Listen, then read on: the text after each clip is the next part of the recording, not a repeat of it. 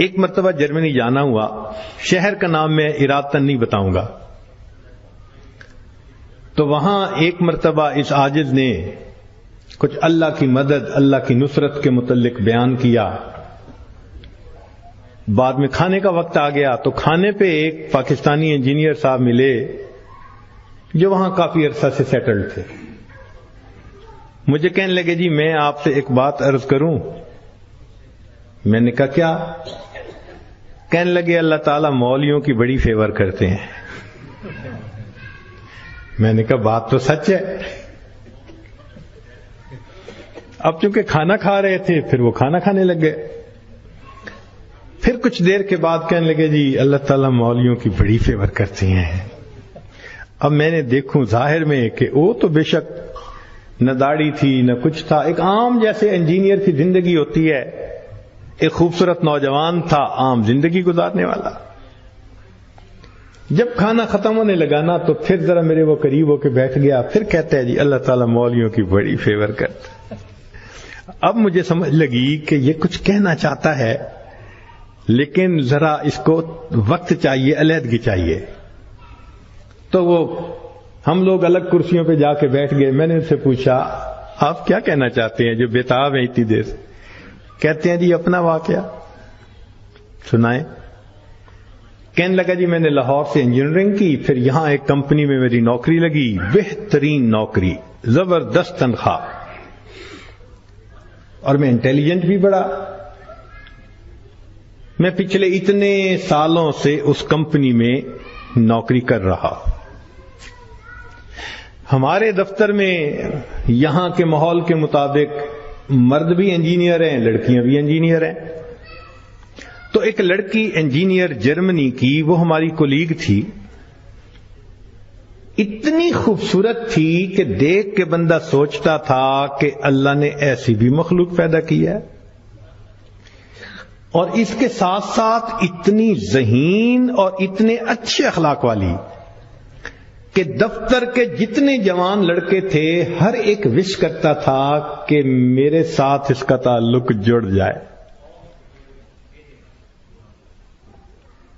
German بھی اسی کوشش میں لگے ہوئے تھے، دوسرے بھی کسی کوشش میں، مگر اس کی زندگی بڑی کلین نظر آتی تھی۔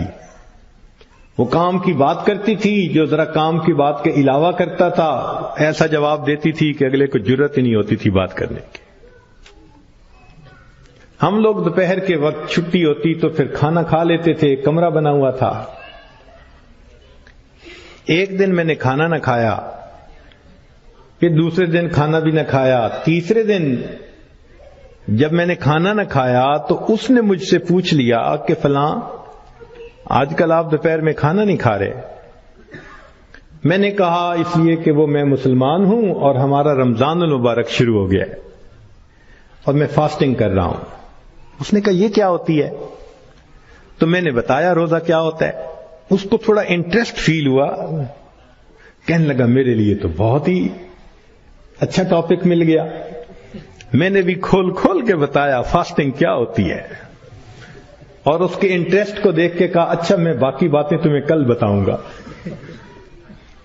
اگلے دن پھر میں نے اس سے کوئی بات کی، ہماری بات رمضان شریف پہ چلنی شروع ہو گئی، اور وہ بھی اس کھانے کے وقت میں کچھ دیر بیٹھ کے مجھ سے اسلام کے بارے میں کوئی بات سن لیتی۔ میری کوشش یہ تھی کہ رمضان شریف کے دوران میری بات چیت اتنی شروع ہو جائے کہ کمفرٹیبلی ہم ایک دوسرے سے کمیونیکیٹ کرنے لگ جائیں۔ جرمن لڑکے مجھے دیکھتے تو وہ مجھ سے بڑے خفا ہوتے، یہ اس کے ساتھ بیٹھ کے کیوں 10 منٹ باتیں کرتا ہے؟ بھائی جب سے ہم سے 1 منٹ بھی بات نہیں کرتی۔ خیر رمضان شریف ہونے تک مجھے اتنا اندازہ ہو گیا کہ اس کے ذہن میں اسلام کے بارے میں مزید جاننے کا بھی شوق موجود ہے۔ تو میں نے کچھ انگریزی کی کتابیں بھی اس کو منگا کے دیں کہ پڑھو، اور میں تو چاہتا تھا اللہ کرے یہ مسلمان بنے، پھر تو ہمارا ہی نمبر لگے گا، چونکہ باقی تو سارے یہاں کافر ہیں۔ بڑی میری کوشش تھی اور میں بڑے خلوص سے کوشش کر رہا تھا یہ مسلمان بن جائے کہ اللہ کی شان۔ کہ جو باتیں میں بتا سکتا تھا میں نے بتائیں، اور کچھ باتیں اس کو میں نے کہا کہ بھئی تمہارے قریب اگر کوئی مسجد ہے، وہاں عالم ہے، تو ان سے کوسچن پوچھ لو۔ 6 مہینے اس لڑکی نے اسلام کو سٹڈی کیا، اور ایک دن آ کے وہ مجھے کہنے لگی کہ کل میں نے کلمہ پڑھ لیا ہے، اور میں نے دیکھا کہ اس نے اپنا سر بھی ڈھکا ہوا تھا۔ تو یہ اس بات کی دلیل تھی کہ یہ مسلمان بن چکی۔ میری تو خوشی کے انتہا نہیں تھی۔ میں نے عشاء کے بعد 10 رکعت شکرانے کے نفل پڑھے کہ یہ مسلمان بن گئی۔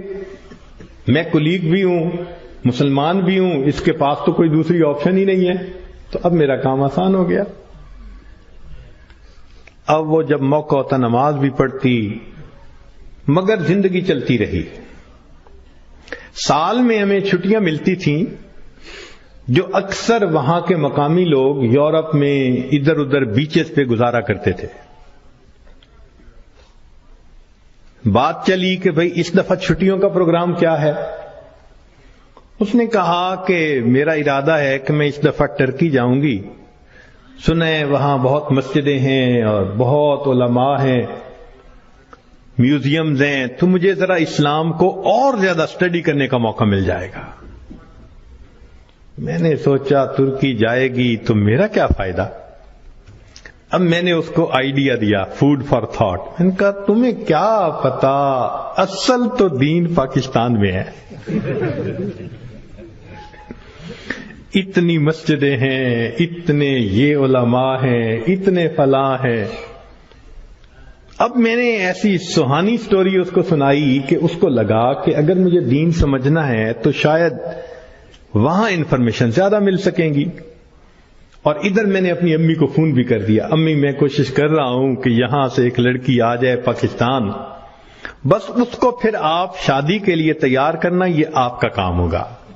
امی نے کہا بیٹا بات ہی کوئی نہیں۔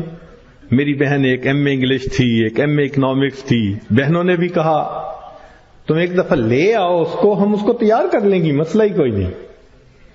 اب میری کوشش کہ کسی طرح یہ سفر کرے۔ 2-3 دن وہ سوچتی رہی، پھر اس نے کہا کہ اچھا ٹھیک، میں نے ارادہ کیا ہے کہ ان چھٹیوں میں پاکستان جاؤں گی، مگر میں اپنی ارینجمنٹ خود کروں گی، تم فلائٹ نمبر بس بتا دو کب جا رہے ہو۔ تو میں نے کہا ٹھیک۔ اب جس دن میں نے فلائٹ پہ آنا تھا، اور اس نے بھی 2 لفظ کہے تھے کہ ہاں میں بکنگ کروا لوں گی، کہنے لگا کہ میں تو 1 گھنٹے یعنی 3 گھنٹے پہلے پہنچنے کی بجائے 4-5 گھنٹے پہلے پہنچا ہوا تھا۔ جلدی سے چیک ان کروا کے اب میں تلاش کر رہا تھا کہ کب آئے۔ خیر اس کو آنے میں کچھ دیر ہو گئی، مگر میں نے دیکھا کہ وہ آ گئی تو میں بڑا مطمئن ہو گیا، اب یہ پاکستان آ رہی ہے۔ خیر جب پاکستان اترے تو میرے گھر والے رشتہ دار سب مجھے ریسیو کرنے آئے ہوئے تھے، تو گھر کی عورتیں اس کو بھی ملی۔ اس نے کہا کہ دیکھو میں نے ہوٹل کی بکنگ کروائی ہوئی ہے اور میں اس وقت تھکی ہوئی ہوں سفر کر کے، تو میں سیدھا ہوٹل میں جاؤں گی، اور کل جب میں کسی وقت فریش ہوں گی نا تو عورتوں کو کہا کہ تم ہوٹل آ جانا، میں تم سے ڈسکس کر لوں گی کہ مجھے کہاں کہاں انفارمیشن مل سکتی ہے۔ میری بہنیں اس کو دیکھ کے تو حیران ہو گئیں، اور انہوں نے شادی کی ڈیٹ اور پلاننگ وہ بھی شروع کر دی۔ اگلے دن میری امی گئی اور اس کو کہا کہ بھائی آپ ہوٹل میں کیوں رہتی ہو، ہمارے گھر میں آؤ۔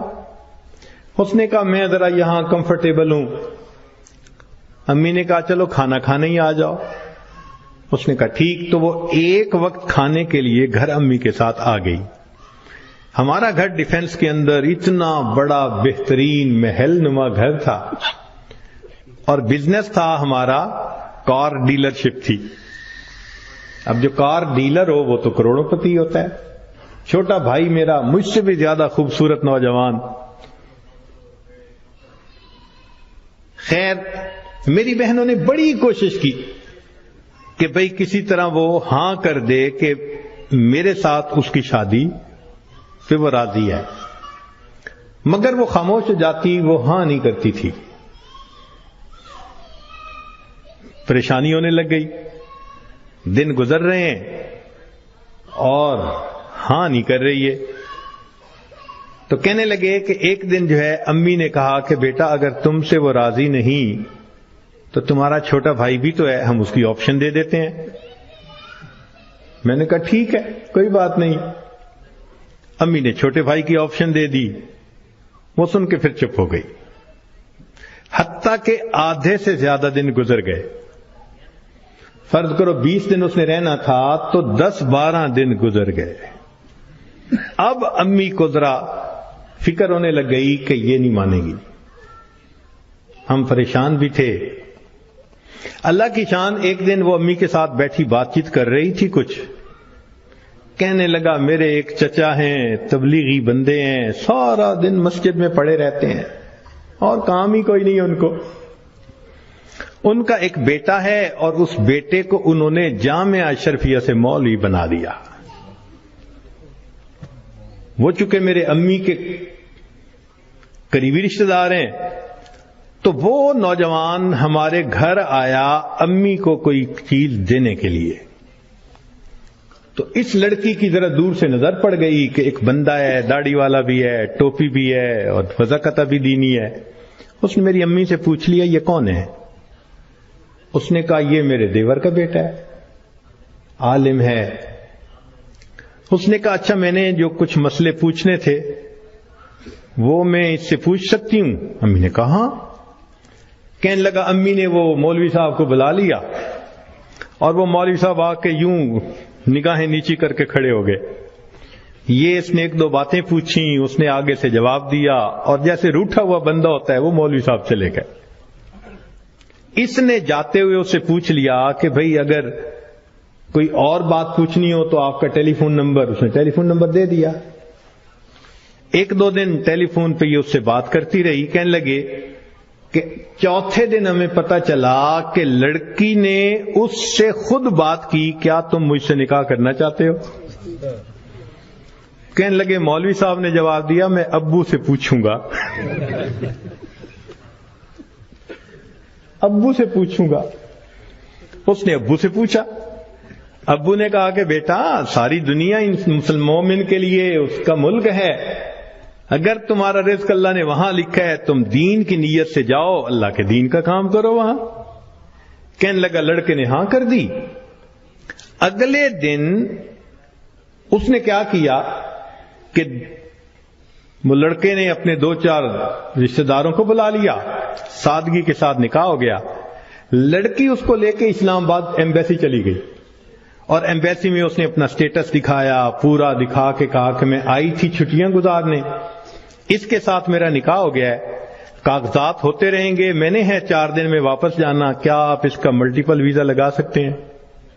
کہنے لگے کونسلر کو اس کی پرسنالٹی، اس کی بات چیت، اس کی نوکری اتنی جسٹیفیکیشن نظر آئی، اس نے چھوٹتے ہی 5 سال کا ملٹیپل ویزا لگا دیا. کہنے لگا چھٹیاں ختم ہونی تھی، وہ لڑکی اپنے وہ جو مولوی صاحب خاوند تھے ان کے ساتھ چلی گئی. محنت میں نے کی، اللہ نے فیور مولوی کی کر دی.